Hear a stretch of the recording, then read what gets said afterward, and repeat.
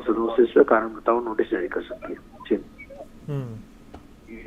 Manohar Priya हमारे साथ। Ahead of the Delhi Assembly elections, BJP National President JP Nadda has chaired a high-level meeting at the party headquarters. The meeting lasted for around 2 hours, where the discussions were held on Delhi Assembly elections and the BJP's organization elections and some other political issues as well. The Good Governance Day program to commemorate the birth anniversary of former Prime Minister Atal Bihari Vajpayee was also discussed in this meeting.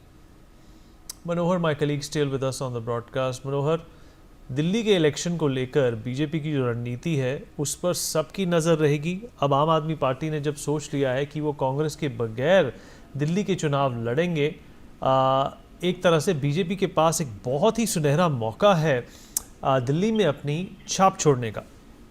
देखिए, जिस प्रकार से आम आदमी party ने अब तक सभी उम्मीदवारों की सूची जारी कर दी है, कांग्रेस ने भी अपनी पहली सूची जारी कर दी है, ऐसी स्थिति में बीजेपी हो सकता है कि अगले वीक केंद्रीय चुनाव समिति की बैठक करने के बाद अपनी लिस्ट फाइनल कर सकती है। लेकिन कल महामंत्रियों के साथ जो बैठक है जेपी नड्डा की लगातार 2 घंटे तक चली है, उसमें दिल्ली के हालात किस तरह से अब तक क्या क्या काम किए गए हैं, खास करके रोहिंग्या का इशू हो, वोटर लिस्ट का इशू हो, इन सारी इश्यूज को लेकर के चर्चा की है कैसे जनता है। क्योंकि इस बैठक में जो नेशनल इलेक्शन ऑफिसर है जिनको अपॉइंट किया गया है एल के लक्ष्मण, वो भी मौजूद थे। BL संतोष जो ऑर्गेनाइजेशन सेक्रेटरी थे वो मौजूद थे, तमाम जनरल सेक्रेटरी मौजूद थे। इसके अलावा 2 और इश्यूज को लेकर के इस बैठक में चर्चा हुई है। 25 दिसंबर जो अटल बिहारी वाजपेयी का बर्थ एनिवर्सरी आता है, तो ऐसे मौके में जो सरकार ने गुड गवर्नेंस डे मनाने का फैसला किया था, तो उसकी प्रिपरेशन कैसे हो, किस तरह से सरकार की पॉलिसीज को जब रख जाए, खास करके दिल्ली इलेक्शन के मद्देनजर।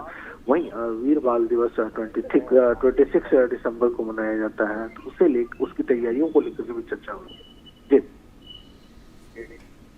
मनोहर, इस जानकारी के लिए, हमारे से जुड़ने के लिए आपका शुक्रिया। Moving on, Delhi Chief Minister Atishi has addressed